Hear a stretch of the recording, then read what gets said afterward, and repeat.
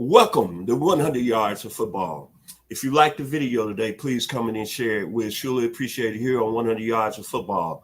I'm your host, Vincent Turner. My host today is going to be joining me is Mr. Harper LeBel, Mr. Atlanta Falcon, and our producer, Logan Landers, who always does an outstanding job every week. I'd like to say prayers to you today. Our video today is on a legend, a guy that played two sports at a high level. When you talk about dual threat, everybody talk about Deion Sanders and they talk about Bo Jackson. But in my opinion, my research, me coming from the 901, I want everybody to know today that this gentleman here is the best of all the dual threat athletes in both sports because he played 1,436 games in Major League Baseball. He played 36 career games in the NFL. And I'm going to tell you this before we get to him today. If he would have stayed and played football at the safety position, remember in 1991, he was voted as an alternate to the Pro Bowl. There's no doubt with my life on it that we'll be talking about him as a safety in the NFL like the likes of Kenny Easley, Ronnie Lott, Kenny Houston, Brian Dawkins. He would have been in that category. Our guest today is the legend himself, Mr. Brian Jordan. Welcome to 100 Yards of Football today, sir. Hey, thanks for having me, man. And boy, you named out some of my idols. Ronnie Lott, man. That's exactly who I wanted to be like, man. To me, he was one of the greatest safeties of all time. And he loves the hit. That's what I wanted to do. Now I'm going to turn it over to Mr. Harper LeBel. Well, thank you, Vincent. I appreciate it. And this is personal for me. We were teammates for only a short time because when I got here to Atlanta in 1991, Brian was contemplating whether or not he wanted to stay with football, whether or not he wanted to go full-time into Major League Baseball. He made a great decision. But it hurt me personally because I knew our secondary, Scott Case, Brian Jordan, some guy named Deion Sanders, Tim McKyer, who we got from the San Francisco 49ers, and love him or hate him, Brian, Tim came over and he goes, you know what? If you got me on your team, you're going to the playoffs. Everywhere he had been, he went to the playoffs. So it was a fantastic secondary. Your thoughts looking back on that? I know it was a tough decision, but you obviously, you had been mulling that over for quite a while. But what was that like for you to say, you know what? I'm just not going to play football anymore. I'm going to concentrate solely and exclusively on my MLB career. Well, Harper, it was a tough decision, man. I'm just going to be honest with you because, as you know, I was just taking off on the football field, alternate in the Pro Bowl. My plan was to get with Deion that offseason and really learn how to watch film because I was playing on instincts and just raw talent, but I wasn't a studier. I didn't know how to study.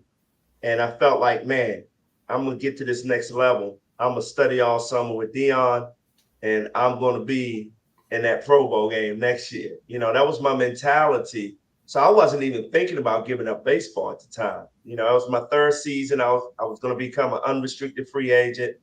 And I remember because we were in that upward swing. I mean, the momentum has finally started changing. We were developing a good team, a good family environment, thanks to Jerry Glanville coming in. And I felt like we were moving in the dome that next year.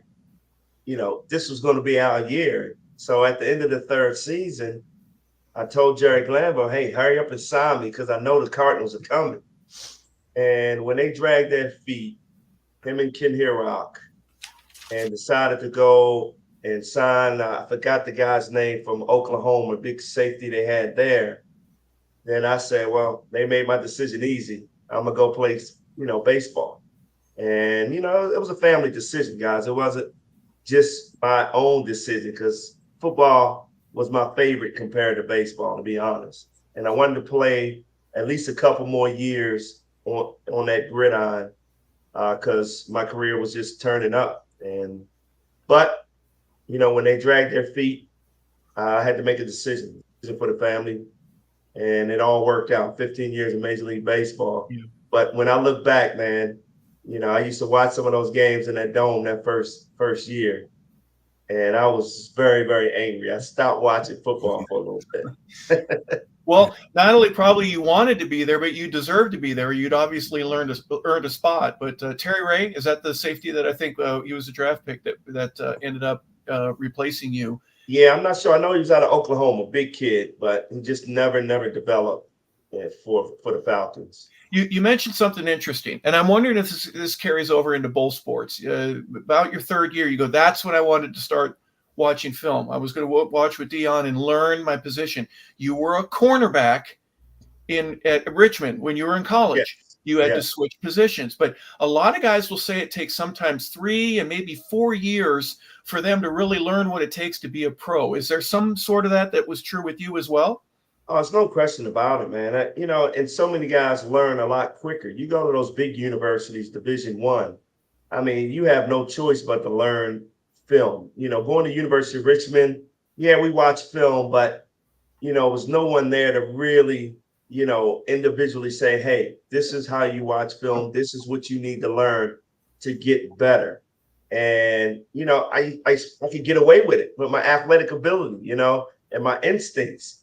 So I did that for a long time. And getting to that next level in the NFL, all of a sudden these guys are a little better. They're a lot smarter. They watch you and I'm not watching them. So that's a problem in my eyes. I got away with it, leading the team in tackles with 1 year. I was always one step away from intercepting the ball. Now I'm making a tackle on that tight end wide receiver, where if I learned the video and learned how to watch video, I could have been one step ahead, like Dion always was. And just I learned so much from Dion, to be honest. This guy was a leader on the field. He made everybody around him better, but you could watch how smart he was because he was always prepared and always one step ahead. And I wanted to get there. And after that third year being an alternate in the Pro Bowl, I said, oh, I'm almost there. This is the hurdle I'm going to jump right now. And I'm going to study, I'm going to learn and dedicate myself on being the best safety in the league. But it just never happened, never panned out, never got that opportunity. So unfortunately, I wish I could have done it a couple years earlier. But I was just that player that, just had the talent, had the instincts, didn't feel like I needed to study. And I was wrong. It's interesting that you mentioned the study aspect of it. After you left, I would see Dion 4 or 5 lockers over from me in the dressing room. And right up until the time that we went out onto the field, this is even after we took early outs, Dion would have one of those early video devices that you could get something on CD. He spent a couple bucks on this thing. This was high-end technology, but he was watching Jerry Rice or he was watching Andre Bruce, whoever we were playing. He was watching film up until the time that we went out of the tunnel and played. I mean, his ability to keep himself smart, because in my opinion, Brian, one of the great things about what Dion did is he would make a receiver look like he was open to a quarterback, but all the time he was going, I'm not going to let you be that open. I'm going to come in and I'm going to close and I'm going to either deflect that pass or try to pick it off. Well, Dion was one of those players that he baited quarterback. He already knew where the receiver was going to go. So he would let the quarterback think that, okay, we got him because he's lined up on the other side. And at that last minute, just before that snap, Dion is beating the receiver to the spot. It's about preparation. It's about, again, learning and watching. When we played, I used to look at Dion and say, you have that side of the field. Yeah. Allow me to hit. Allow me to be aggressive. And that was the connection Dion and I had. I trusted Dion. He trusted me. And, not too many people can build that type of relationship. But that's how good Dion was to me, that I didn't have to worry about him. Now, on the other side, trying to help and defend those guys, yeah. It's a lot different. You got to play the game a lot different. But Dion was one of those guys, man, that was smarter than everybody on the field. And by preparing, you listen to Dion's speeches, and I love when he talks, man. He will tell you he's made his best plays in practice. And Harper, you've seen it. One-on-one drills that we do, us against you guys, because you played a little tight end. It was, mano y mano. We were going to beat you. We competed hard. and we made our best plays in practice. So we were prepared coming to the games, man. So he preaches that, and he backed it up. We'll get to some other stuff in a second, but you just brought up something. My first 10 minutes on the field in training camp, we had just signed Eric Dickerson, if you remember, and we go goal line live right after we stretch. And Dickerson takes 4 plays. We didn't score. He's ready to come out. He unbuckles his helmet, and Jerry Glanville goes, "Where are you going?" He goes, "Get back in there." He ran 9 plays in a row. And it was really 7 on offense, 9 on defense, because the safeties were in. The corners were the only 2 guys on defense. It wasn't a bloodbath, but pretty doggone close, Brian. It was amazing how hard and how aggressive Jerry wanted that defense, him and Doug Shively. Right. But I learned very quickly, I go, this is for real now. These guys are playing. We were a little bit undersized, if you'll allow me to be honest, in terms of our up front. But, here he is. There's a whole people don't remember Eric Dickerson in a Falcon jersey, but we signed him in the offseason. Welcome to Atlanta. You're going to go goal line live for 9 plays. He hadn't been through anything like that probably since he was in college. Well, I give that credit to Jerry Glanville, because when he came in, he changed the culture. And I remember when I came in my first year in '89, and God, Marion Campbell was there, and I had come from Buffalo. Now I'm in Buffalo's training camp, coming off a broken leg, dislocated ankle in the Senior Bowl, and probably shouldn't have played training camp, but I was determined to make that team. Wasn't 100% side to side, but I could run straight ahead. And I led the defensive backs and tackles in Buffalo for training camp.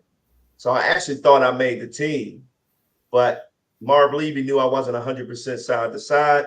He calls me in his office and he said, "You're the 46th man on a 45-man roster." Oh, goodness gracious. But they wanted to keep me there on injured reserve because they knew I could play there, and they just needed me to heal up to 100%. And I remember telling Marv, "Hey, just release me. If I don't get picked up, I'll come back and be on injured reserve." But I didn't even leave the parking lot. My agent calls me and said, "Hey, you got a flight to Atlanta in the morning." And I remember going to Atlanta and walking on that field, after watching Buffalo, competing, every day in Buffalo, and then watching Atlanta Falcons. It was like night and day. And I was saying, wow, what did I get myself into coming to Atlanta? Yeah, I wanted to play, but it was like, man, this defense is not aggressive. It was Dion, Jesse Tuggle to me, and everybody else. Nobody played with that aggressive attitude. And I'm watching in practice because I was on injured reserve the first 6 weeks, trying to learn the system, heal up. And to me, it was just sad because I felt like, wow, we are not hitting enough in practice. We are not being aggressive. And then when Glanville came in the next year, I mean, that was the first thing he established, Harper. You didn't get there until the 3rd year of my career. But when he came in, it was about hitting. Yep. And if you weren't going to hit, you're off the team, you're off the field. And that's what Eric Dickerson had to experience. You're not coming to Atlanta and not going to be hit. And, he brought us together as a family, especially on the defensive side. I mean, he tried to build that trust, and he did that. And everybody trusted one another, and that's when the Falcons started taking off.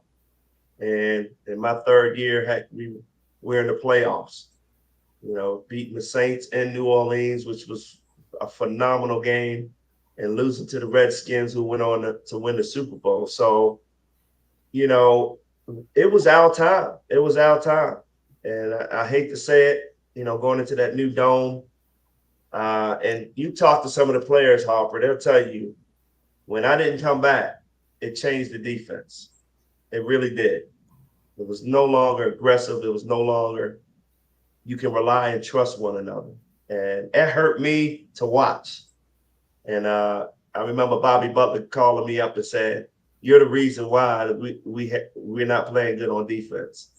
And I felt good about that, yeah, but I felt bad for my family, my teammates, watching Jesse Tuggle and Scott Case who trusted me at safety, knowing they could take the inside and make the big hits. They could no longer do that because they couldn't trust.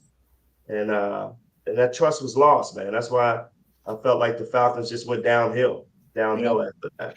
A lot of different things that happened there in that era that almost in the blink of an eye, because 2 years later, Deion decides not to sign as a free agent, and a lot of other different things, of course. And just to add to that, man, because, me and Deion, we hadn't talked in a while because Deion was upset with me for leaving. And, we hadn't talked about that situation of where they wanted to wait and see what this safety from Oklahoma could do.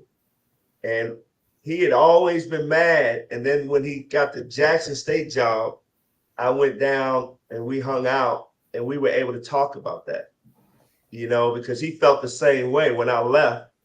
It was, the whole team fell apart on defense and he was angry with me. So, once we had that conversation and I told him, hey, man, I had planned on working out with you and studying film with you that day summer.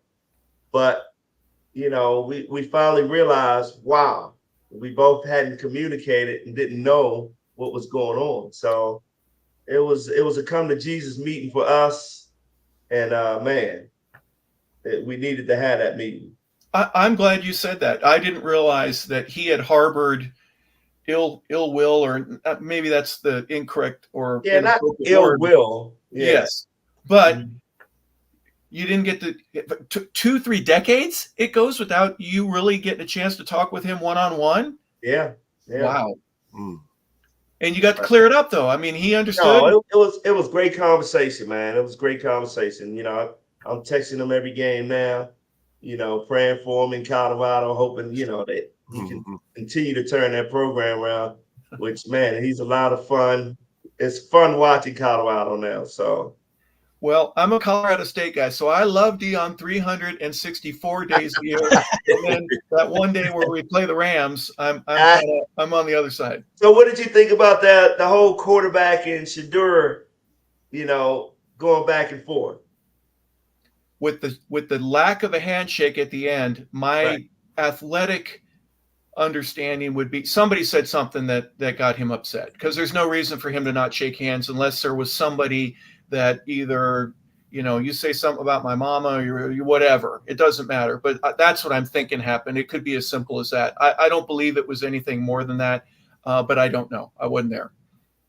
Well, I think the whole conversation went around social media when Colorado State, before the season, interviewed the quarterback, interviewed the wide receiver, and both of those guys talked about Colorado and that whole matchup and Shedeur and the prime time, that whole social media. And, it started with that conversation, which, as a football player, it's always bulletin board stuff that you can put out there. And that's what it ultimately ended up, because Shedeur took offense to the receiver and quarterback talking about Colorado, basically. Okay. So again, something that somebody said that got somebody upset. It wasn't about the mama, but it was pretty dang close. It was about me, and I can see that. It is. Hey, let's go back a little bit. I don't know anything about Milford Mill, and I don't know why you're the Miller. So I don't know what a Miller is, but talk a little bit about going to high school in the Baltimore area. You're on the west side of the perimeter, and that's where it all started for you, Brian, right? Is that where you realized that not only do I have some pretty good talent at both football and baseball, you probably played some basketball or did some other stuff too. My favorite sport, basketball. But getting to the next level as well. Take us back to Milford Mill. Wow, you are going way back. Well, Milford Mill, I started there. My mom taught there, which I wouldn't wish that on anybody. So I got away with absolutely nothing. You couldn't skip class? No, I had to focus. I couldn't laugh in class because she was outside the window catching me every time. But no, Milford Mill was a really talented school as far as sports. They've always had really good programs. And it was good for me. You know, my older brother and sister was there. They were seniors when I was a freshman in high school. I remember making the varsity as a freshman on baseball team.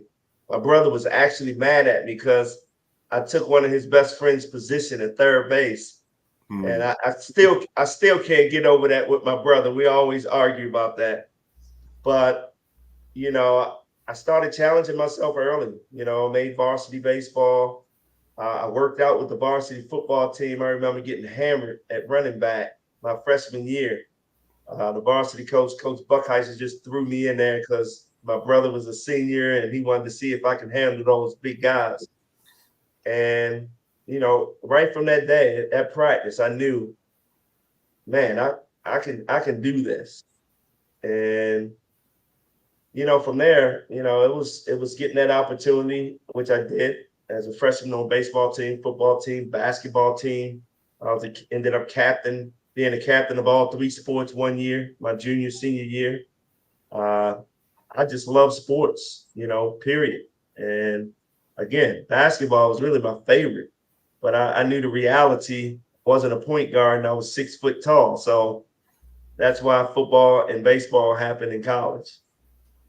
But I mean, that's where it started, man. Milford Mill, public school, just going out and competing every day. And, you know, from there, University of Maryland was the school, my dream school. Growing up in Baltimore, that's all I wanted to do was go to University of Maryland. And my head coach, we played in the state championship game my junior year at University of Maryland. And my whole career, I played offense and defense. And in this one game, he kept me on offense, which made me so mad because we were playing at University of Maryland. And I don't know whether he was trying to get a job there or what on the offensive side, but he kept me at running back the whole game. And we ended up losing the states. And I was so mad. But Maryland offered me a full scholarship after that, too. I couldn't be too mad. And, you know, I didn't even take another trip to any other college because University of Maryland was our dream school. I had a full scholarship. And Bobby Ross was the head football coach at the time. And I remember my senior year, I was ready to sign a dotted line to go to University of Maryland, my dream school. It was right there. And Bobby Ross told me that I couldn't play baseball my freshman year. I had to focus all on football. And I remember that was the toughest decision of my young life. And I looked back at my parents and I said, I can't go here. Wow. And here it is. I didn't take another trip anywhere.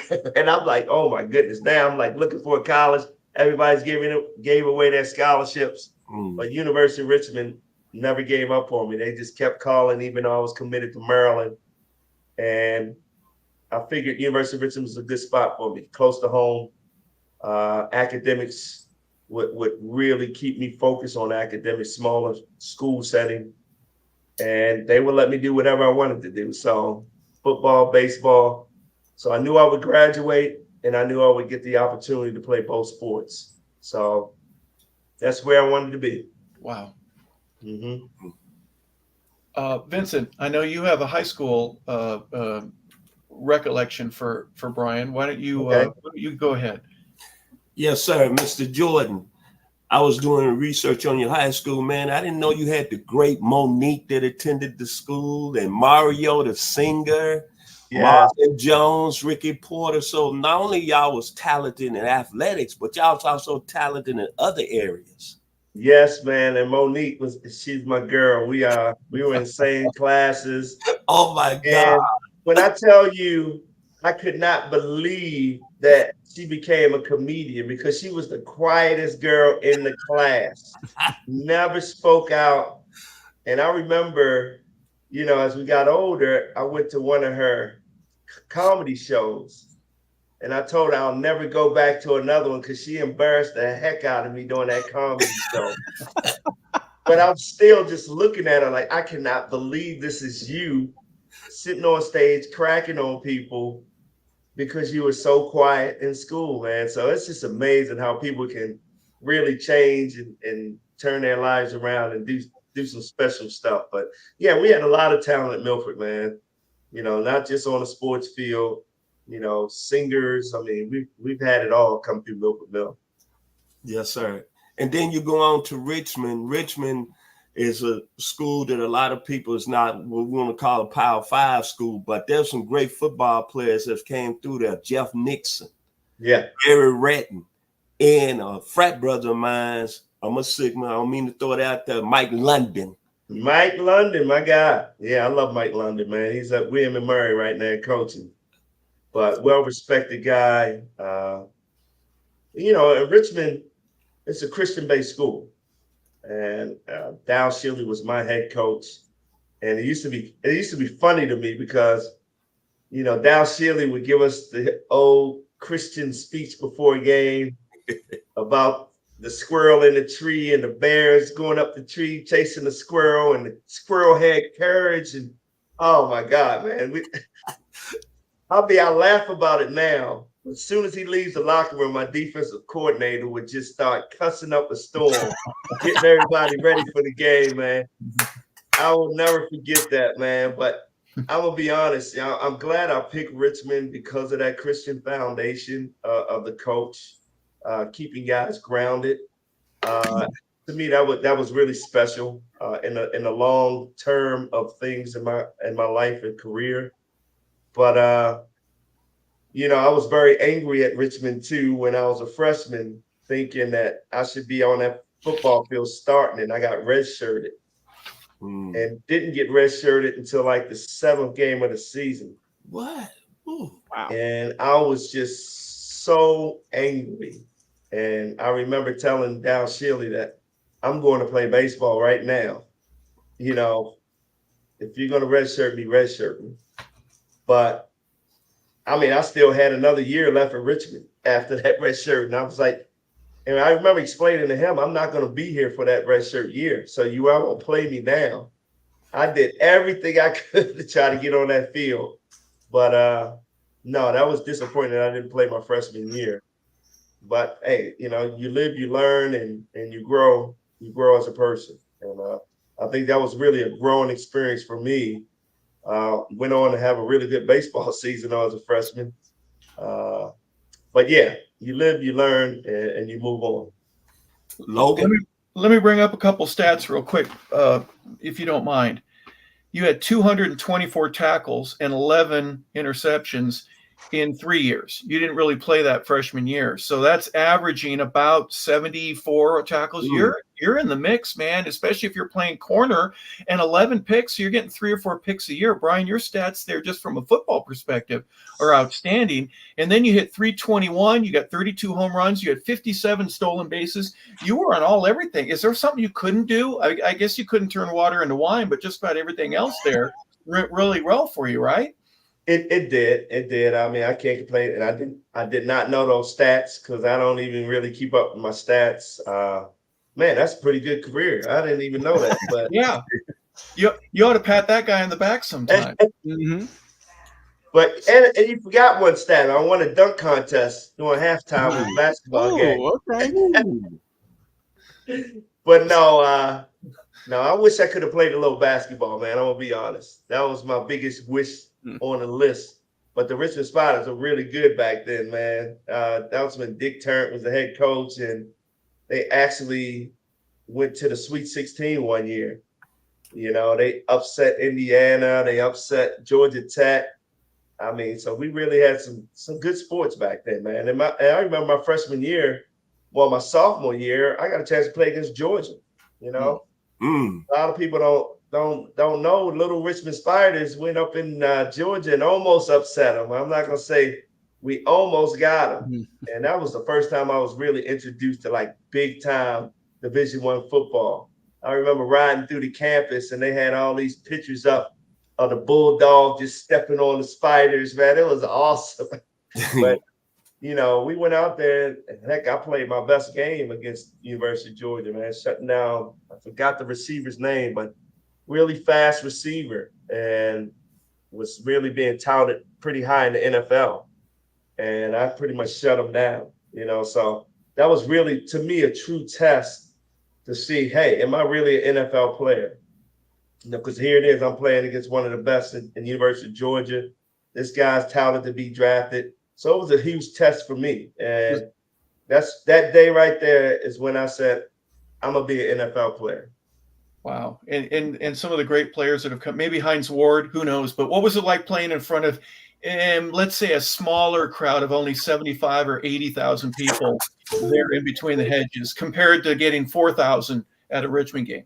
Oh man, that's what I'm saying. It was an eye-opening experience for me. I mean, that told me what big time football was all about. But then it really brought the best out of me because I knew this is the time to perform. If you're gonna play against the best, then you got to prove that you're the best.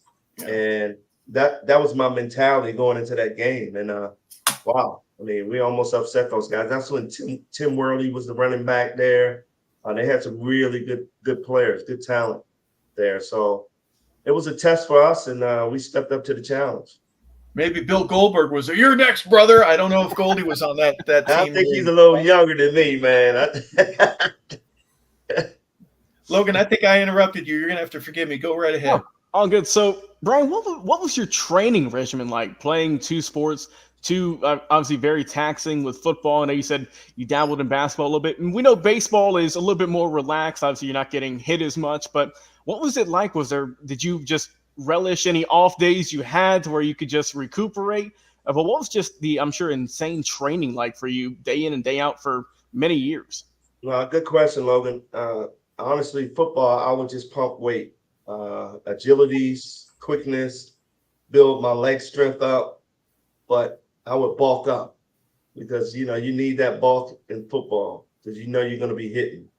But when it started getting around closer to baseball season toward the end of the football year, then I would really cut down on lifting weights, and I would work on flexibility and a lot of tubing work instead of lifting those heavy weights. I would do nothing but tubing to get the little muscles going again. But flexibility has never been a problem with me. I always stayed flexible because I knew that I was going to try to play year-round sports. So I kept that flexibility, which really helped me in the game of baseball. So you really got to be disciplined. And that's just the way I was, man. My diet changed a lot during baseball. I didn't eat as much meat during baseball, but again, you got to bulk up in football, and that was my mentality. So I was very disciplined on regimens, and I knew what time I needed to. Okay, let's bring it back on these weights, and let's start thinking about baseball coming up next. Well, speaking of baseball, Brian, one of the neat things for me when I got drafted is to realize that, hey, there's somebody that wanted you. You got that twice. If you don't mind, share a little bit of what you can remember in terms of getting that phone call from Buffalo, and then correspond that to being a number one pick in the first round for the St. Louis Cardinals. Harper, I am so laid back and humble and this is the honest truth. I remember I look at the NFL. I look at baseball first because that's where I got drafted first. It was my junior year. I wasn't even thinking about getting drafted in baseball. I was just a junior. The thought hadn't come to my mind.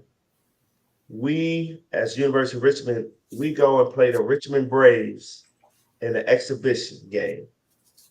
Now I'm looking across the field and I see Dave Justice, Ron Gant, Mark Lemke. We're facing their number one pitching prospect in Derek Lilliquist.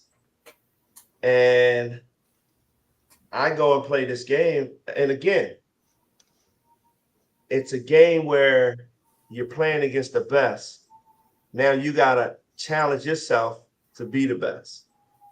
And I remember having such a good game off of Derek Lilliquist and hitting the ball and playing in the outfield, making catches. And I'm saying to myself, wow, these guys are one step away from the big leagues. Yeah. And that was my come to Jesus moment saying, I can play Major League Baseball. But I had no inkling of thinking about getting drafted that year. And after that game, here's a scout come up to me, and I forgot his name. And he said, hey, I went to St. Louis Cardinals, and we want to draft you. And I'm looking at him like, what? I remember calling my dad right after the game. I was like, Dad, this scout just came up to me from the Cardinals and said they want to draft me in the first round. I mean, what do I say? What do I do? And he said, well, just hear him out. And I said, but Dad, my dream is to play 2 professional sports, man. I got to play football too.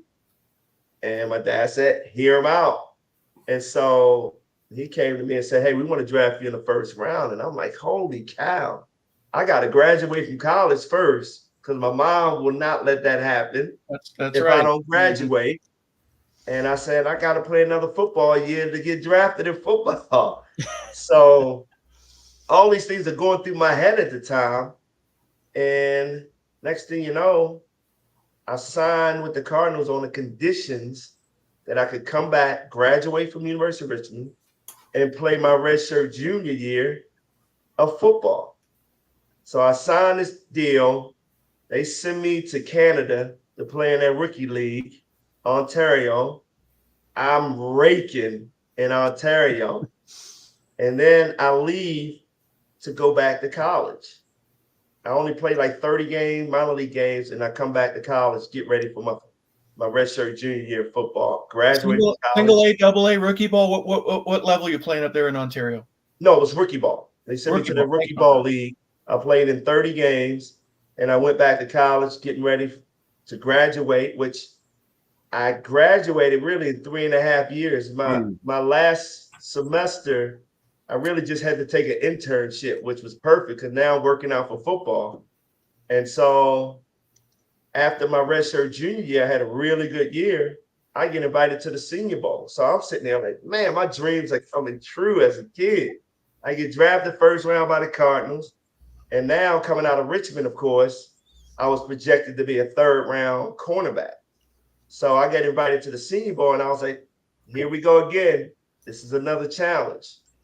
And I got to show them that I'm the best. And I went, Dan Reeves was the head coach for my Senior Bowl team. Denver Broncos coaching staff coached us all week. Yep. By the end of that week, I was projected to be either the 1st or 2nd safety taken in the draft. And I'm sitting here like, whoa, my dreams are coming true. And in the first quarter of the Senior Bowl game, I started. And we had Carnell Lake, Benny Blades, all that. I was the starting safety for Dan Reeves. And first quarter of the game, I'm running across the field to make the big hit with Cleveland Garrett, University of Miami. And my teammate takes me out, break my leg, and dislocate my ankle. And as I'm laying there, I'm thinking my career's over, And I remember my mom came on the field, and I looked down and my foot like turned the other way and bone almost coming out of my leg. And I could see it in her face that it was a really, really bad injury. And I remember that night going to the hospital, and they, adjusted my bones and put me in a cast. And I remember my mom quoting the only Bible verse that I could memorize as a kid, Philippians 4:13. You do all things through Christ who strengthens you. And when she read that to me, I said, I'm going to play both. I'm going to be a professional in both. And I said, I don't care what it takes. So I still go to the combine, NFL combine. And as most of you guys know, it's like you're a piece of meat. You wear a pair of tight shorts, and they're measuring your arms and everything. And you're visiting all these team doctors. And just about every team doctor I visited told me that the injury was too severe. Yeah, and they're all shaking their heads, going, no, we can't do that. They can't sign off on you, can they? Man, every doctor I saw said the injury was too severe. They didn't believe that I could regain my speed and quickness. So I left there smiling at those guys because, as a Christian growing up in the church, I'm like, you ain't gonna tell me what I can't do. And I remember leaving there. St. Louis Cardinals had already drafted me first round. They go do the surgery. They put plate screws in, and I still get drafted by Buffalo Bills in the 7th round, which you asked the question, what was I doing on the day that I got the call? I didn't even think I was going to get drafted. So I think I was with my best friend just hanging out because I didn't even care about the draft day. And then my agent calls and says, hey, Buffalo Bills drafted you in the 7th round. I'm like, wow, okay. Now I'm like, really? Okay, now I'm really going to show everybody. And so my therapist, who's rehabbing me, I look at him that first day and I said, I don't care if I'm crying. You pick me up and push me to go ahead because I'm going to prove all these doctors wrong. And in 3 months, I was running straight ahead, full speed. Couldn't go side to side. So I show up at Buffalo's mini camp saying, hey, I'm ready. I'm ready. And they're like, no way you can be ready. So they helped me out of mini camp. And then training camp rolled around. And I was ready for training camp. And this is a story that I'll never forget. Jim Kelly was the quarterback. And, as a rookie, I'm trying to make the team. I don't care who's on the other side. I blitz one play, and I run through Killebrew. You remember Killebrew, big fullback, weighed about 280. Yep. Tennessee State. Tennessee State, you got him. Tennessee State. So I knock his butt on the ground, and I jump up, and I knock down Jim Kelly's pass in practice. And I'll never forget, Jim Kelly looked at me and said, hey, rookie, don't ever touch my pass again. And I remember looking at Jim Kelly and said, you better hope I make this team because I'm going to come back and crush you. And, man, I will never forget that day, man. And again, I thought I made that team. Cornelius Bennett, Darryl Talley, Bruce Smith. I mean, I had some fun with those guys. They were a great defense. And, it was a special time for me even to, go through training camp with those guys. I learned so much. But again, I was a 46-man on a 45-man roster in Buffalo. They were just getting going too. I mean, Thurman was there. I don't think Andre Reed was there. James he was Lofton. There. Andre Reed was there. Yeah. Yeah. Oh, he was. Okay. And Lofton going up in 101s with Andre Reed and all those guys, man. What about Nate Odoms? Nate Odoms was there. That was my guy, man. Nate Odoms really took me under his wing, man. He really helped me tremendously. I mean, he stayed in my ear. He showed me the way. I love Nate Odoms, man. Don Beebe was in that draft with you. Yeah. Yep. He ended up making the team and having a good career, but so you get left out in the cold, so to speak, and you have that conversation with, I'm sure, Bill Polion, right, as well as Marv Levy.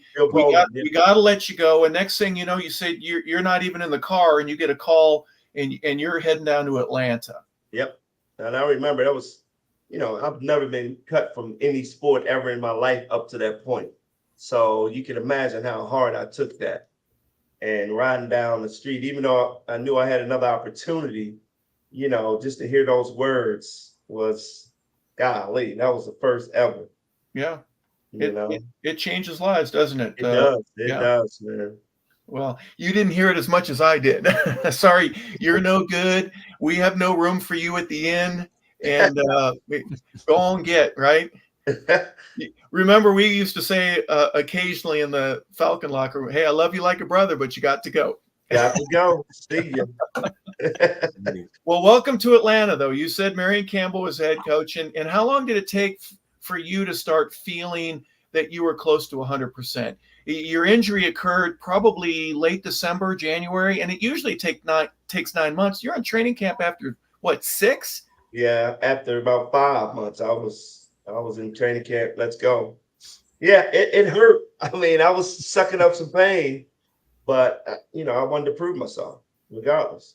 I feel like, and this is just the mentality I had. If I'm at 70%, I'm better than a lot of guys at 100, and that was my attitude. So let's go, and that's the way I felt in Buffalo. Well, their loss was the Falcons' gain. You obviously come down to Atlanta, and you had mentioned some difficulties in terms of turning things around. But then when Jerry gets there, what was your first conversation with Jerry like in terms of this is what I expect out of you, young man? When Jerry has his idea for where he's going to put you and what he anticipates in terms of your talent and your ability to change things around in the Falcon secondary. Well, I'm gonna be honest. I mean, when Jerry came in, and this is just Jerry's mentality, man. You got to earn your keep. And Jerry really didn't know, a lot of the guys, because heck, I only played I didn't even get to start until my 12th game. They didn't take me off injury reserve until my 12th game. Wow. In my first year. And I started every game after that. And I played on every special teams. You remember, I returned punts, I returned kicks when Dion didn't do it. So I played every special team. And then when Jerry came in, it was like tryouts again. I'm just going to be honest. You had to really prove yourself. You had to go out there and knock heads and play with that crazy Jerry Glanville mentality. That's just the way he wanted it. And, I look at today's football game and how much we hit when we played. That's all we did. It's almost like you had to prove yourself every practice. And to me, that's what makes you great. You practice hard, and as hard as Glanville had us practicing, I knew we were going to be a really good team. And the time that and you weren't there yet, but the year before you got there, so, a grueling training camp. How does Jerry Glanville reward everybody that made the team? He takes everybody. It was mandatory. You had to get on the bus. And we went to Fat Tuesdays. Fat Tuesdays on Wednesday. Imagine that. You taking a bunch of football players to the Fat Tuesdays. So I'm sitting there because I'm like the choir boy. I grew up in the church. I'm looking at, I'm not a drinker. And I'm sitting there just observing what's going on in Fat Tuesdays, man. And guys are just chugging those crazy drinks they have, the Hurricanes. And I'm watching and I'm saying, man, as much as we fought in practice, something's going to go wrong. Because, man, Jerry Glanville practices, it's a fight almost every other play, offense, defense. Helmets coming off, guys swinging helmets at each other. But that was what the culture that he built. And so it was just a matter of time in Fat Tuesdays. Bill Fralick and John Rady starts arguing. Man, bouncers are coming over. And all of a sudden, the swinging started. And Glanville's in the middle of the dance floor. Turning up. He is having a ball. Fights break out. We got some guys in the corner shooting dice. It was just amazing. I'm sitting there. If I was a reporter, I would have made a lot of money on that day, writing up stories. And Jerry Glanville screams, everybody on the bus, till the fight started breaking out. So I jump on the first bus, man. I'm choir boy on the first bus, like, man, this is crazy. First bus gets there. Second bus pulls up. The windows are knocked out of the bus. Guys were fighting on the bus. It was, in the next day in meetings, Jerry Glanville, the first thing he said, well, guys, it only cost us about $25,000. But from that second on, I said, we are going to win here, man. We are going to win. Because this coach is crazy. And he's just changed his culture around, man. And it was fun, man. It was fun. I loved it. All fights on the second bus. That's All fights on the second bus, man. It was unbelievable, man. Yeah, that was. We burn off a little steam.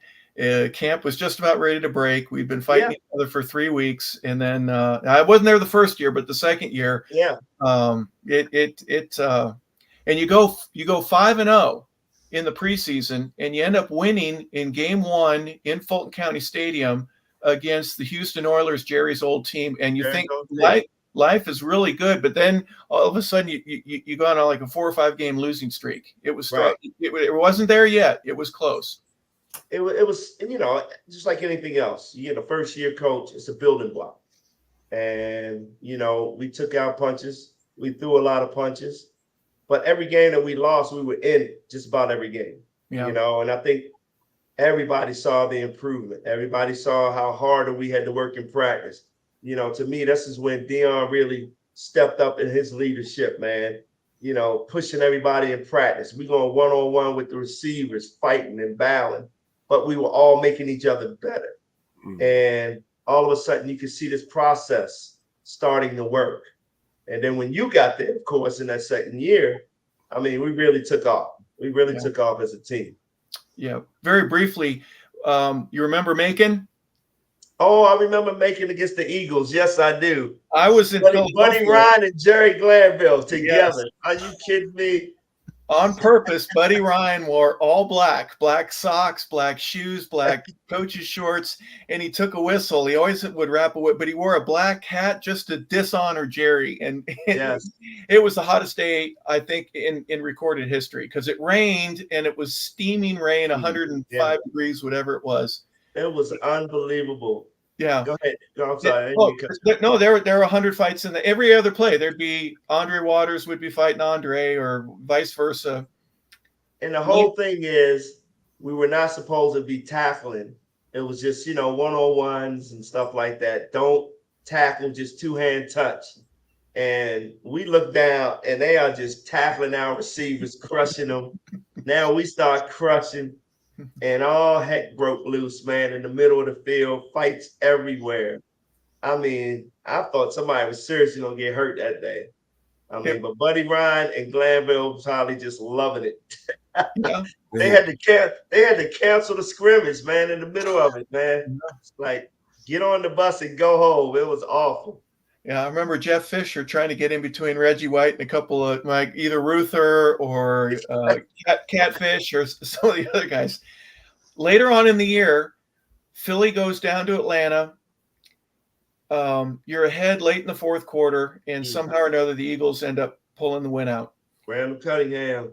I remember specifically at one of those little circular tunnels that were outside of Fulton County Stadium. My dad was at the game and my family, so I was saying hello, and a fan walks by me and goes, "Hey, were you on the Eagles?" I said, "Yeah, I played just a few minutes ago." He goes, "What's wrong with Atlanta? Why aren't we winning?" And I said, "Your team is so stinking good. They just don't know it yet. They don't know how to close and to win in the fourth quarter, because you had us beat. We shouldn't have won that game. The Eagles shouldn't have won." And 6 months later, I signed with the Falcons, and now I'm on a team that is just learning how to do it and turn things around from 2 years earlier. You talk about Marion Campbell into one of the most aggressive defenses that the league has ever seen. Yeah. Again, it was a process, but we came together as a family, and it was about trust, man. We had to really build that trust. And, we had so much athletic ability, but it wouldn't click for some guys, and we had to just build that trust. And once it started clicking, game on. Our defense was just one of the better defenses in the league at a point. So, that was the fun part. And then to see the offense start to develop that chemistry and really start working together, the Michael Haynes, Andre Rison. Yep. We had some really good talent as receivers, and Chris Miller started figuring things out. Keeping him upright and keeping him healthy was important. That's what makes winning teams, man. It's a process, and we went through it, and we learned how to win.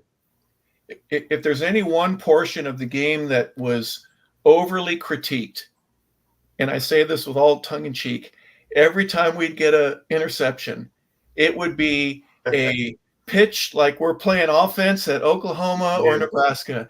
Everyone was trying to find somebody that you either could block or pitch the ball to that might get a chance to get it to Dion. Now, you would give it to Dion right away. Some guys wouldn't do that. Talk a little bit about the interaction back there. When we get the ball, we're going to take it to the house. You know what? And again, it was the mentality of Jerry Glanville. You know, let's keep it exciting. Let's trust one another. Get the ball. Well, the ultimate goal was to get the ball in Dion's hands. But if Dion wasn't there, you know, you saw Dion pitch it to Fisher when he scored against the Saints. Yep. You know, but for us, it was just like make something happen. And that was the way to do it. So we started practicing that in practice. You know, guys, hey, I catch this ball, you better be ready. You know, and in the game, it was just natural. I enjoyed listening to the broadcasters. What are they, crazy? What are they, you know? But then all of a sudden we scored a touchdown and all of a sudden, okay, this is what they do, you know? And that was the way we did it. We did it our way. You know, we didn't care about what other broadcasters thought, other teams thought. It was fun and it kept our energy up the whole game. So that was, to me, that was the most fun ever to be able to pitch that ball to Dion or Scott Case or we want to keep it going, keep it lively. Fans loved it. I know the Falcon fans loved it. Yeah, they did. Absolutely. It was and if you weren't going to touch it, you get to knock somebody down, right? A tight end or a wide receiver. You knew you didn't have to get around the offensive linemen. They weren't fast enough. They weren't going to catch you. You just had to run around those guys. It was awesome. Fun to watch, man. Yeah. Well, I've been taking up all the interviews, so I'm so sorry. Vincent, I'm so I know you have a few questions for Brian. No, man, this is excellent information, history.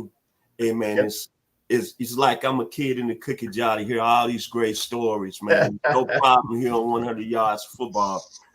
Transition, you decide to sign with the St. Louis Cardinals to get into baseball. And when I was looking at this information, what was your first thought when you signed with the Cardinals and you was actually going to go to St. Louis and you started thinking about the history of the Cardinals? Bob Gibson, Lou Brock, Kurt Flood, Mike Shannon, Julian Javier, Orlando Cepeda, Willie McGee, Dennis Coleman. Man, what was you thinking when you walked through them doors and saw all those great players that had set the tone? You know, it was a special feeling just to be a part of that locker room. You know, you got Stan Musial coming in and playing a harmonica. You know, somebody that, you know, I focused more on football, basketball. I didn't really study the history of baseball, but I got a chance to study the history of baseball when I walked into the Cardinal clubhouse, man. And you're right, Bob Gibson. I mean, I got some great Bob Gibson stories, man. He's probably the meanest dude ever. You know, you watch him on the mound and you're almost scared to walk up to him and say hello because that was the aura that came off of him. And one of my great Bob Gibson stories is, you know, Tony La Russa, when he came in and managed, he used to let Gibby, because Gibby was still throwing. And he'd let him come out and throw batting practice. And so we're in Colorado and he pitches to me and I hit a ball opposite field over the wall for a home run. And, you know, it's just batting practice, you know, this is what we're doing, you know. And he throws one up under my chin next to the pitch. And, you know, I still got my football mentality, man. And I'm like, I don't care if you Bob Gibson, man. You don't. And when I tell you, Bob Gibson and I were walking toward each other, even at the age he was at, it did not matter, man. He still had that bulldog mentality. So Tony La Russa wouldn't let him throw BP no more, man. It's like, but man, I mean, Lou Brock, Gibby, Stan Musial, I mean, Red Shane, I mean, there's so many great guys that the special thing was they all come down to spring training. The Cardinal way is just unbelievable. You know, they always bring their greats down just to inspire and motivate the young players, man. And I mean, it was a treat every day walking in that clubhouse, you know, and not to mention the Ozzie Smith and Willie McGee's who's still playing, but a lot older than you know, became my mentors, really. It was a thrill, a blessing to be drafted by the Cardinals. Whitey Herzog gave me my first opportunity in a big league camp game to face, oh my God, Texas Rangers, fastball, 100 and something miles an hour. Nolan Nolan Ryan. Nolan Ryan. Logan Ryan, oh my God, how can I forget that? So we go down to Port St. Lucie to play the Rangers. And this is my first rookie camp. I'm thinking I'm just going to go along and watch and learn. And so Nolan Ryan is on the mound. First inning, I'm in the dugout, and Whitey say, "Hey, Jordy, come in." And I come to him, and he said, "Hey, grab a bat and your helmet." And I'm sitting there like, it's the first inning. And next thing you know, I'm facing Nolan Ryan. I hit a bullet right at Nolan Ryan, the first pitch I saw. And I'm on first base, scared to look at Nolan Ryan because, you watch, his demeanor, and players are scared to look at Nolan Ryan. So I'm happy to get my first hit, big league camp, and I'm scared to look at Nolan Ryan. And what an experience Whitey put me through, man. And I always, Whitey just passed not too long ago, man. Yeah. And every time I went to St. Louis, I have a special friend and the guy named Dan, and we always go visit Whitey. And Whitey never forgot that, man, throwing me up there against Nolan Ryan. But again, that was the start of my career and believing that I can do it, man, to be able to hit Nolan Ryan. So knowing full well that Nolan would only be on the mound for an inning or two, he wanted to give you a chance to see him. Yes. In preseason, where you may not get a chance ever again, at least not until regular season. Right. His belief in you had to be something special. And here's another thing I wanted to ask, Brian, in terms of your body shape. Not a whole lot of baseball players look like football players. You did that. I imagine after a little while, you started hearing whispers from hey man, that dude's built, man. That dude's strong. That dude can run like a deer. That dude, I mean, how long did it take before you recognized they were looking up to you rather than the other way around? Well, they were looking up to me and looking out for me because the second baseman and shortstop had to deal with me on those double plays. Yeah, they saw that body coming at him because the rule hadn't kicked in yet. You were still able to still go in. In the old school era. I'm taking you out, flipping you on your head, and that's when the second baseman and shortstop start really thinking about my body because they knew I was coming. And I remember Jeff Kent for the Giants. Giants, yeah. Every time we played against the Giants, and I'm on first base and he's playing shortstop, I could always see him looking over at me. And I was in his head all the time because he did not want to get flipped by me. Yeah. And a couple times he drops the ball. I mean, that's how intimidating it is. When you get like Bo Jackson, he gets on first base. I mean, shoot, Albert Bell back in the day had a football build. And I remember he crushed Fernando Villa, man. You remember that hit at second base? Yeah. I mean, yeah, we put some fear in some of the guys, no doubt. Keep going, Vincent. I want to talk about the 1998 season. Mark McGwire, everybody's talking about his home runs, and of course he broke the record. But man, what really gets away from that is that they kind of disrespected you because you kind of made it easy for Mark McGwire. You hit 316 that year, 25 home runs, 91 RBIs. If it wasn't for Brian Jordan, Mark McGwire might not have got some pitches going this way. Right. No doubt. He might not have that home run record, and nobody mentions that. It's amazing. I always tell everybody I'm the Rodney Dangerfield of two-sport athletes anyway, man. I get no respect.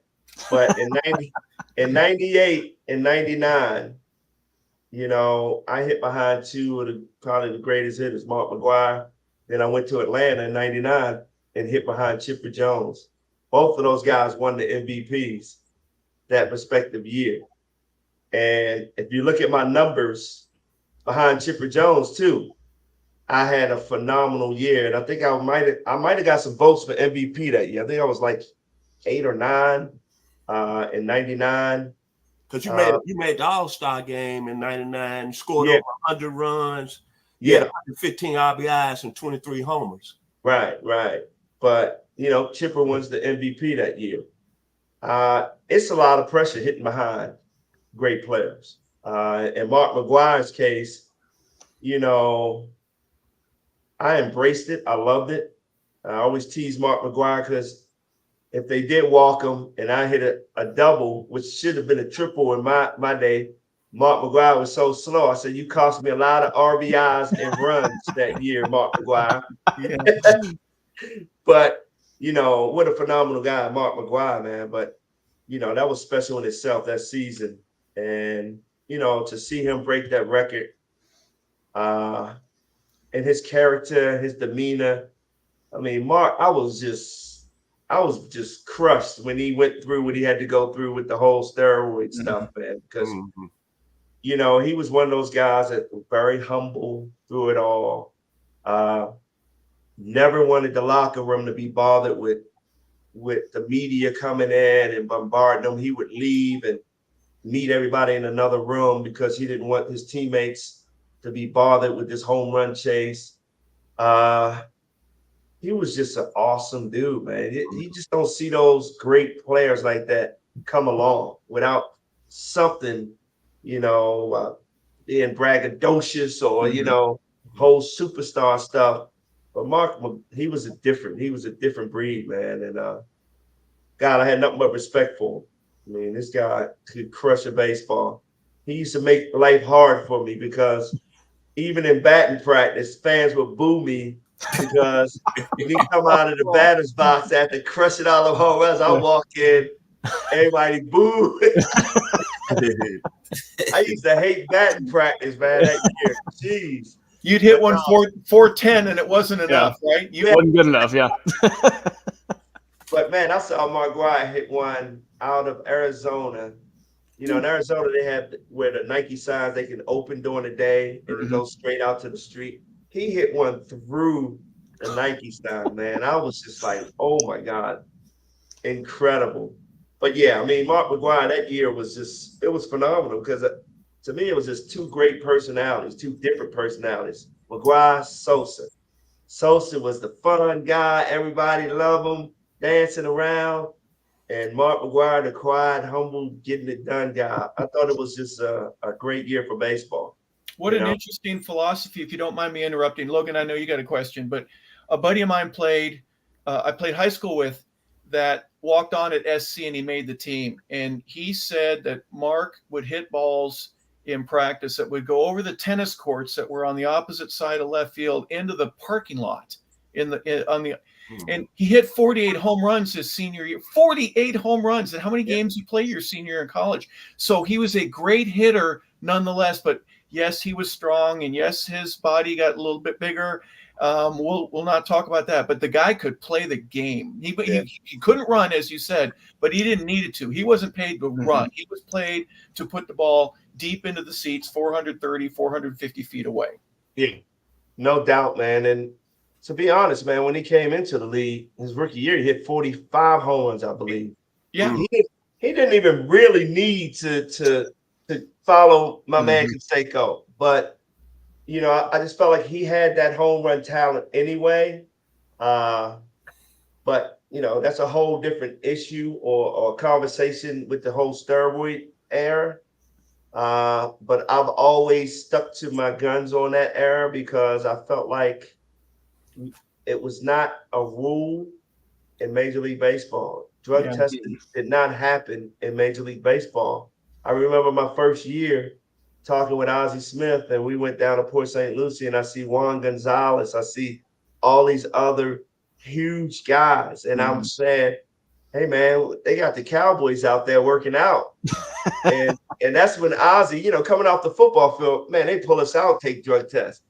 And that's when Ozzie looked at me and said, hey, he didn't say steroids or nothing. He just said there's no drug testing in baseball. Yep. And I'm like, what? And Guys that's when I was like, okay, now I know why these little guys are hitting the ball further than me, man. I'm like, come on, this is some bull crap. Well, guys doing whatever they need to do to stay in the league. If you don't mind me asking, one thing about Mark, and I don't know this officially, but I know that near the end of his career, Albert couldn't run. Mike Trout is struggling with his feet, with his legs, with his knees. Mark may be near the end of his career. Did you notice a lot of that where guys that were just hanging on and playing, but you knew their bodies, they couldn't go out there 162 times a game. It's so hard to get yourself ready, stretched out, be limber that many times without enough days off. What's that like for you?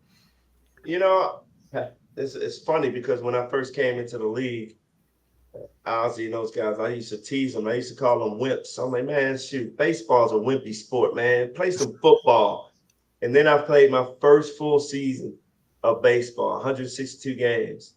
And I went to Ozzy and said, man, I got a new respect for you guys. I'll never say that again. How about that? I will never. That's exactly right. I said, you guys are true troopers because 162 games, not many days off during those 162 games, it will wear and tear on you, not just physically, but mentally. You have to be mentally strong to be successful in baseball. But you have to suck it up too and play through injuries in baseball. At least we did back in the day. Now it's, agents telling their players, don't play if you're not 100%. It's a lot different now, but we used to suck it up. In 162 games, man, it was grueling. And you're right, the older you get, if you're not LeBron James and living in a chamber and, where you're oxygenizing your body the whole freaking day, you're gonna struggle, And back then we didn't have all that stuff. So it was tough. It was tough, man. Logan, I interrupted. I know I kept you from at least the 2 or 3 questions I know you got. No, all good. So, Brian, let's talk about your 2 stints. And, of course, you see the hat here in the city of Atlanta. So you go there in the late 90s. You guys make a run, go into the World Series, facing off against the Yankees. Less said about that, the better. I don't want to talk about that. But then, of course, you go back a little bit later in your career in the mid-2000s, and you're seen as the vet, of course, not with the ageless wonder as Julio Franco still there as well, just doing his thing. So what was it like just being in the clubhouse both of those times, a little bit earlier in your career and then kind of coming back as a vet, with guys like Chipper, of course, the great trio of pitchers with Smoltz, Glavine, and Maddox, and then come back in the mid-2000s with the baby Braves with, Frank Hoover and Kelly Johnson, Johnny Estrada, all those guys. Well, it was different, of course. Signing as a free agent, knowing that you're going to, 3 Cy Young winners and Chipper Jones, Andrew Jones, just phenomenal talent. That's something that I wanted to do, go back home and be in Atlanta. And, I signed a 5-year deal to do that. And really, to play in the 99 World Series, which ultimately is everybody's goal, is to get to that World Series and win a World Series ring. I don't want to talk any further about 99 game. We leave it there. But, my first 3 seasons with the Braves was really good. I had an all-star in 99. We would make the playoffs every year, just couldn't get back to that big game. And then to be traded in the midst of that was an experience that I've never, ever dealt with. And it really surprised me, one, after being sort of the clubhouse leader and having 3 good seasons and to find out you're getting traded. And the way that it happened to me, it left a bitter taste in my mouth.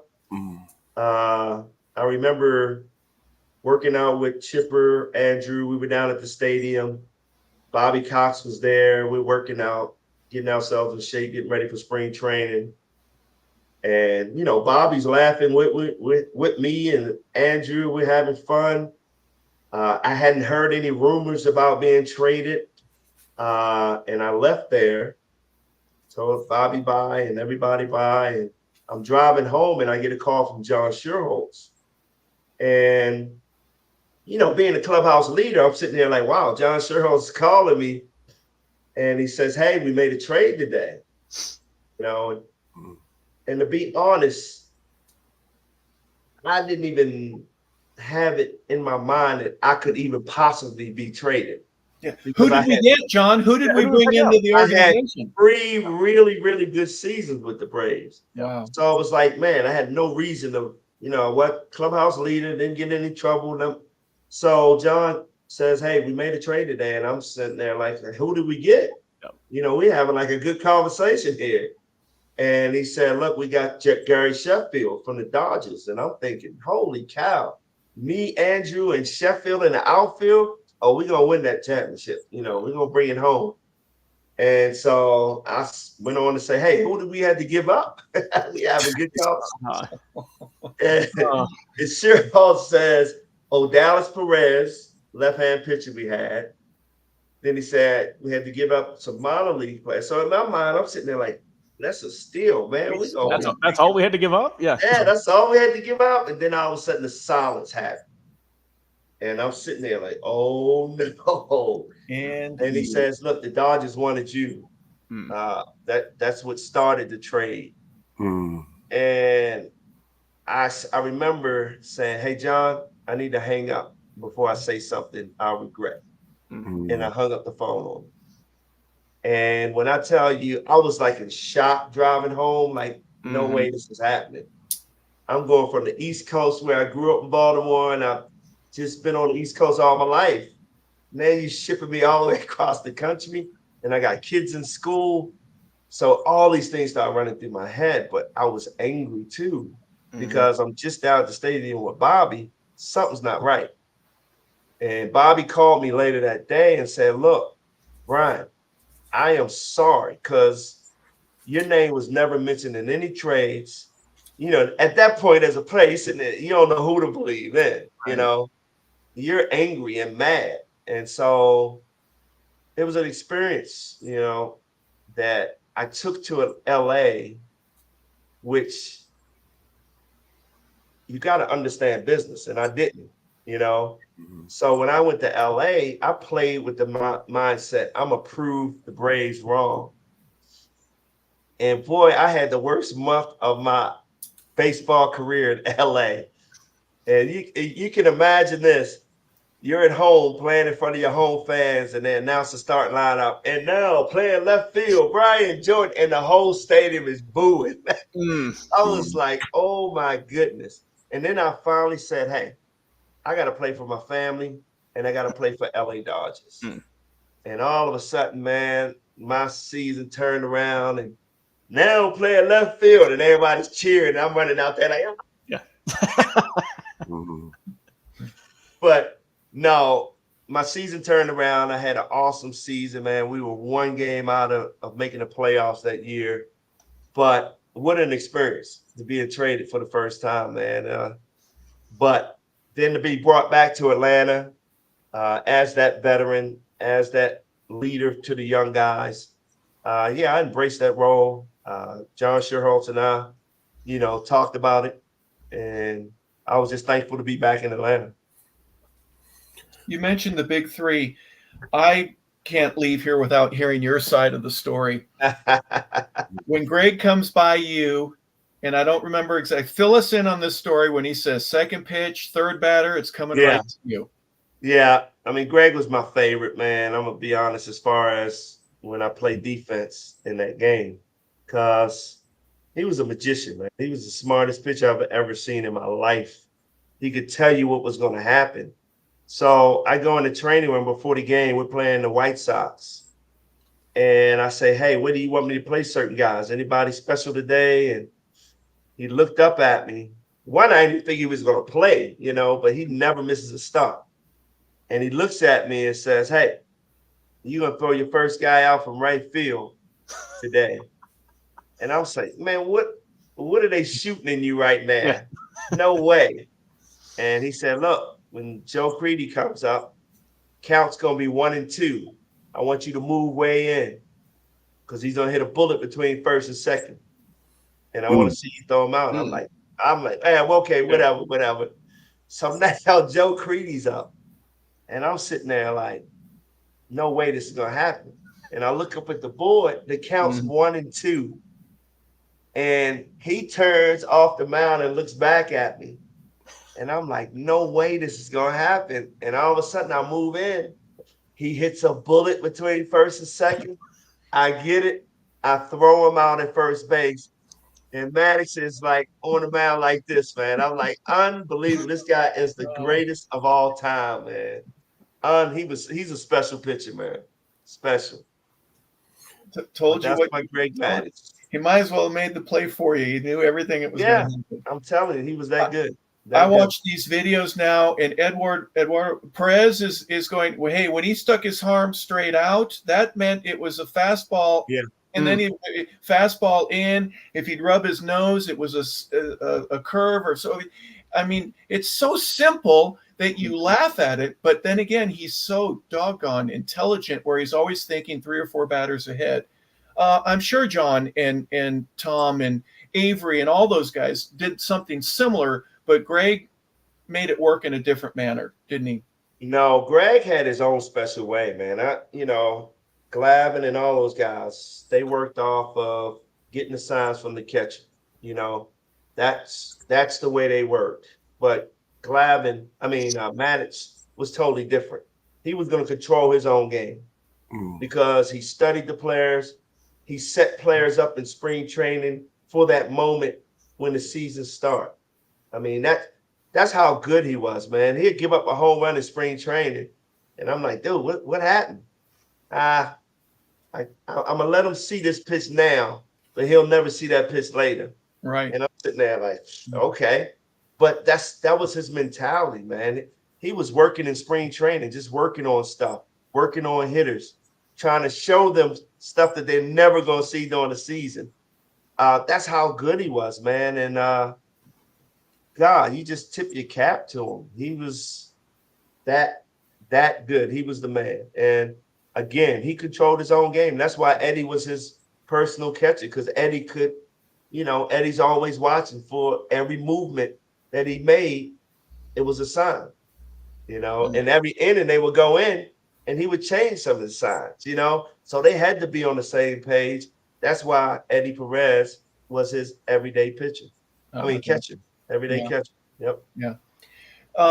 You experiences like that. I know that Pedro Martinez would walk around with a ball, and other pitchers from different teams would walk up and go, hey, how are you throwing that thing? How do you make it move like that?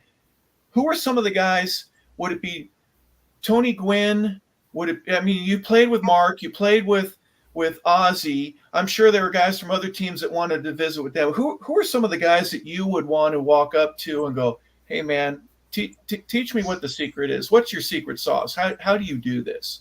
Oh, man, I'm going to tell you, hitting behind Chipper Jones was just a thrill, Chipper was probably one of the greatest hitters I hit behind, because I would go up to Chipper. We were on deck watching the pitcher warm up, and I'll say, hey, Chip, what you going to hit here? And Chipper could look at me and tell me he's going to throw me a changeup, and I'm going to hit it to the moon. And so now he goes up, and the pitcher throws 3 fastballs right down the middle. He never takes the bat off his shoulder. Strike 3. He walks back by me, and I'm like, dude, what happened? He didn't throw me the changeup. And I'm sitting there like, there's no way I can hit like that. And the next at bat, same situation. I said, Chip, what you gonna look for now? He's gonna throw me the changeup. I'm gonna hit it to the moon. And I'm sitting there like, man, and he throws him the changeup. Home run. And he comes back around and says, I told you he's gonna throw me the changeup. I'm like, how can you give up 3 strikes down the middle looking for 1 pitch, man? But great hitters do that. You talk to Tony Gwynn, who is a totally different breed.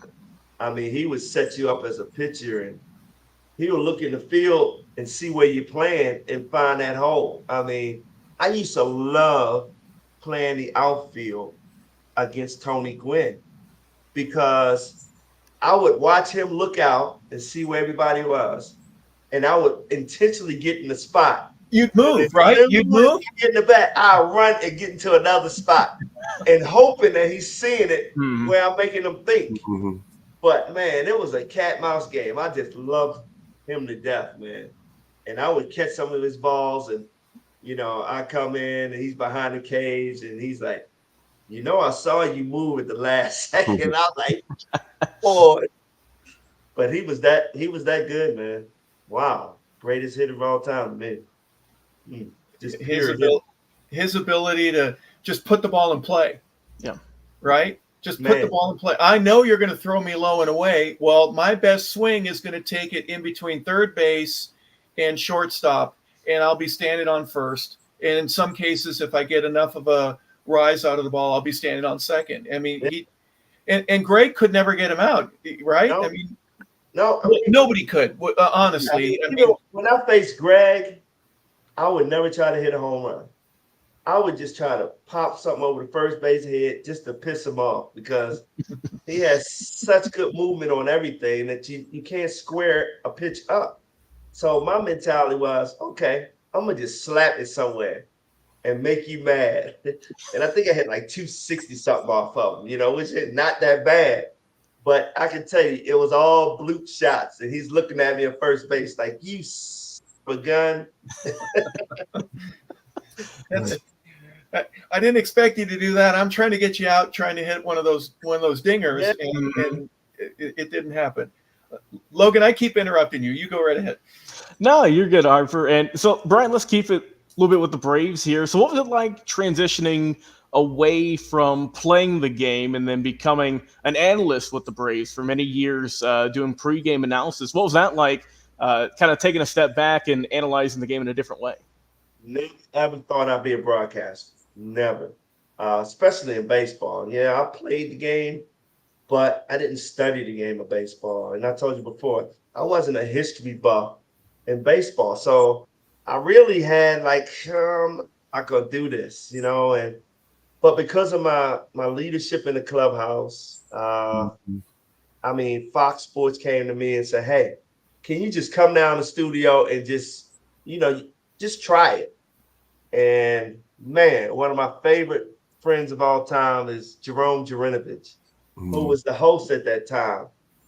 And he made it, I was like a deer in headlights when I first started, man. And Jerome just made it fun. He loosened me up, cracked jokes. He would ask questions that really make me panic, just intentionally do that so I can relax a little bit. But I started liking it, and really it was just talking baseball, sharing my stories of what I see. And, as the years went on and then I got into the booth a little bit with Chip Curry, it was just like, whoa, man, can I really do this? Because Chip Curry gets into the history of the game. And I'm like, I'm going to be over there like zip. I don't know nothing about the game.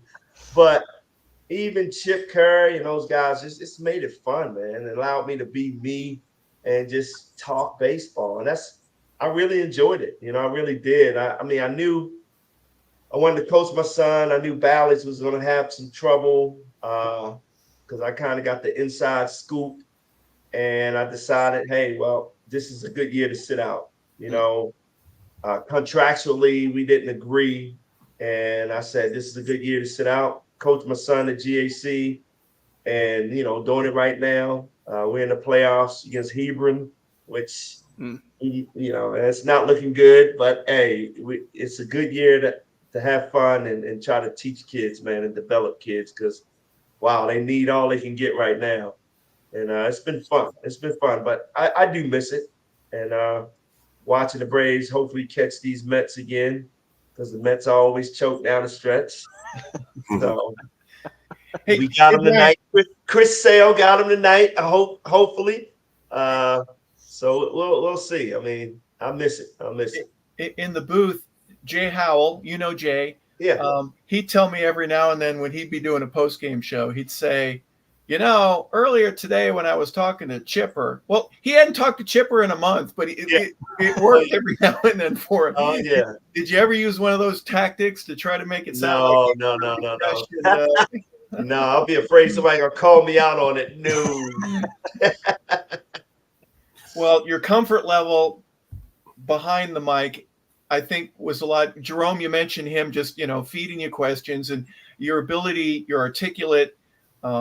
You speak at a very nice pace and all that kind of stuff. I figured it was just a natural fit for you. A lot of times you get to the point where I really don't want to have to solve the problems on the air, but there are some problems. That's the reason we didn't win the World Series. And you got to almost learn to shorten your sound bite and leave those things that you want to say behind, right? You don't want to mention that all the time. What type of discipline did it take for you to do that? Well, for me, I just kept it simple, man. And the old people love me because I don't try to use these big sophisticated words and speak analytics all the time. I try to keep it basic to where a kid and an old person could sit there and listen to Brian Jordan and understand what I'm talking about on the field. And I think that really helped me. I think fans come up to me, oh, I love the way you just tell it like it is. And, I can understand what you're saying. To me, that was the most important thing for me, not to get too complicated of baseball because it's becoming very complicated. Everybody knows that with all the analytics. Oh, 180-degree angle, this and that. And I'm like, people don't know. He hit a home run over the wall. And that's all that matters, Yeah. So I just try to keep it simple, man. That was just my way. This is my way. Keep it simple. Vincent, you got anything else? Yeah, my final question of the day. Maybe not baseball related. I'm a football guy. Love the game. Uh-huh. You being a great dual threat athlete of your time, what advice will you give this young man who's right now on fire in Boulder, playing both ways? Travis Hunter. What advice would you give to him? I'm going to play wide receiver in the NFL or I'm going to play DB? Coming from the great Brian Jordan today. If you was his father, what would you tell him? Well, I would say be great. And that's what he is right now. Set your sights high. Not many people can do it. Dion did it. Your head coach. And I know Dion is encouraging him to do what he wants to do. And everybody wants to be different. And I think to do it at the college level and then be able to do it at the NFL, you're setting a whole different precedent. And for him, why not be great, man? Because right now he can, you already see he can do it. He's a shutdown cornerback and he's a great wide receiver. So why limit yourself? I always say keep your options open. I tell kids, keep your options open. And if you have a chance to get in the NFL and you have a head coach, an organization to say, we want to see you do both, yeah, it might shorten his career up a little bit, or eventually he may decide to just do one, but go for it, man. Go for it. Because obviously he has a regimen that got him in the best shape ever. And that's the part that I admire, that his conditioning is just off the planet, man. I'm like, how is he doing it? And only taking one playoff and getting back out there. Because his conditioning, he's prepared for it. He is prepared. And again, like I said, you learn from the best, Dion, who's done it. So why not do it from the first day you get in the NFL? Well, teaching people, learning, all of the things that you're mentioning right now, great advice. You got to be able to read, though, don't you? You got to be able to read between the lines. So talk a little bit about the Brian Jordan Foundation and where the passion in your heart to help people do the simplest of things that if they didn't learn in elementary or even in high school, junior high level, you're there to help. Talk a little bit about how you got involved with that in the first place and how it's become as important and where it's going to go from here with the Brian Jordan Foundation. Yeah. I give all the credit in the world to my mom and dad. One, they were givers. My dad coached every kid in the neighborhood, man. He would do whatever he could to help. And my mom the same way. She taught kids with special needs. in school. So I watched them pour their heart and soul and giving back, giving kids hope. So when I started my foundation in 1998, it was really, to get them the education they needed and deserved from high school to college, because so many kids deserve to go to college, but just don't have the resources at home. And I'm gonna be honest, man, when I sit there and interview some of these kids and listen to their story, these kids are so resilient, man. They're raising their siblings, and they're working and going to school, but they're still maintaining a 4.0 average, but they just don't have money to go to college. To help them get to college, mentor them, and see the results, man. I mean, I got a CEO going to speak this year at my golf tournament that's in Colorado. He's the CEO of a credit union. I got a teacher coming back to speak this year. 98, I just wanted to provide scholarships for kids. And I started just giving my own money until I got smart and said, hey, let me have a fundraiser to raise more money and give out more scholarships, which October 6th and 7th, the Brian Jordan Foundation Golf Tournament, one fundraiser a year, we raise a lot of money to help. And we've raised over $1 million since 98. And for me, I wanted to do more. How can I do more? I can catch them in high school to college, but how can I catch them real young? And man, of all people writing children's books, me, that one kid who had no confidence in reading growing up. And I always felt like that's a gift from God, because there's no way I'm writing children's books right now, but I love it. I got 6 children's books out now, but I started a reading challenge into elementary schools, challenging kids to read and motivating, inspiring, and incentivizing these kids to read. And the crazy thing is, you don't have to do much to incentivize kids. The big thing is I'm teaching teamwork. The top first grade class and second grade class get to play me in kickball. And I come back 3 different times during the year, each quarter, and we play kickball. And when I tell you, I make the teachers play, and AR testing scores are going up. Kids who haven't picked up a book or even tried to read are starting to read. When they hear my story, they connect. And that's when I know I got them. And it's just fun to watch. And it's fun. It's wearing my butt out, man. I got to stay in shape with these kickball games, man, ducking and dodging the ball. But it's worth it, man. It's worth it. And, my long-term goal is to get other athletes involved to where I can write their story and, turn it into the children's book form and get them involved playing with kids, man. It could make such a huge difference, because kids look up to athletes regardless. The Charles Barkley saying of, I'm not the role model. Yes, you are a role model, whether you like it or not. Yeah. And if more of us can step up to the plate and get into these schools, and man, we could change a lot, because as we see, man, if you're not reading at a 3rd grade level, they're building jails based on that. And almost 70% of the kids today are not reading at a 3rd grade level. So it's a lot of work to be done.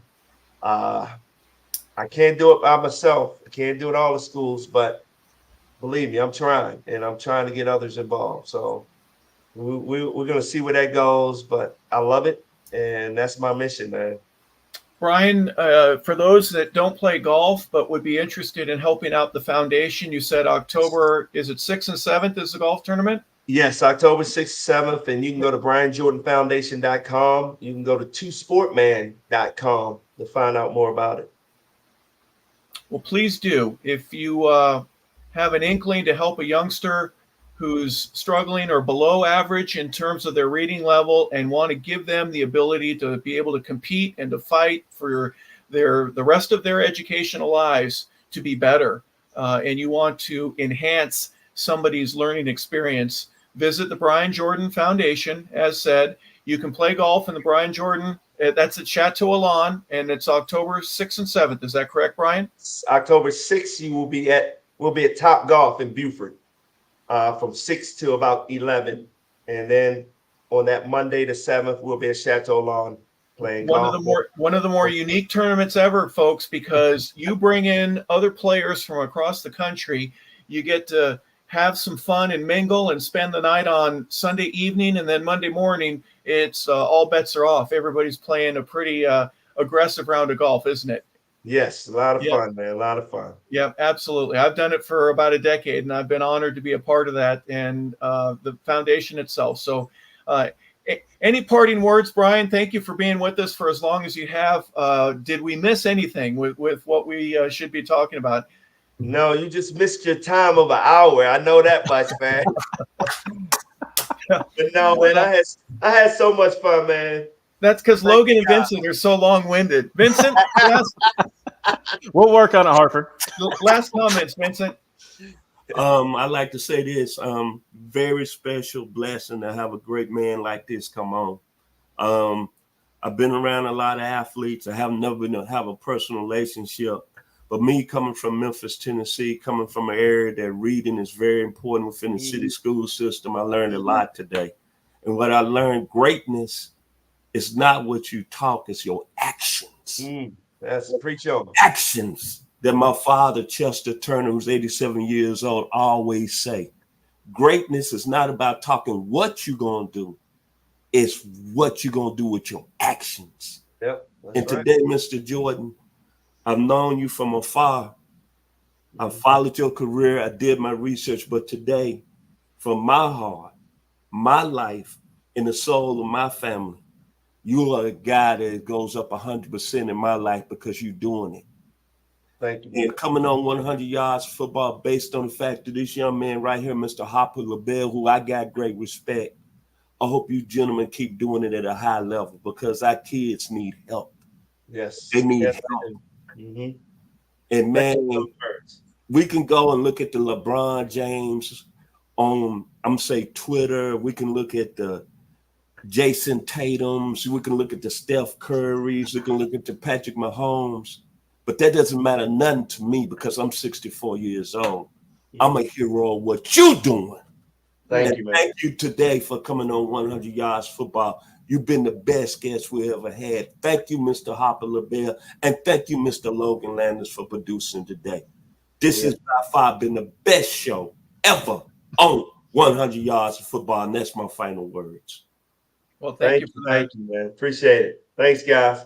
For Logan putting everything together, for Vincent, and obviously with the great guests that we have, we've had some few at, you're right, Vincent. Brian Jordan, definitely, what a pleasure to have you on. Thank you for accepting the invitation, and thank you for participating and helping this show. Even though we talked a little bit of baseball, we talked a little bit about mom, but we did talk about football as well, and we are grateful for your career and everything that you've done. All blessings and honor with you. We appreciate you being on. All right, well, that does it for our show. A little bit longer than normal, but we appreciate everybody for tuning in as you have. Thank you. Please like and subscribe if you feel inclined to do so. We want to thank you for being a part of today's 100 Yards of Football. Have a great day, everybody.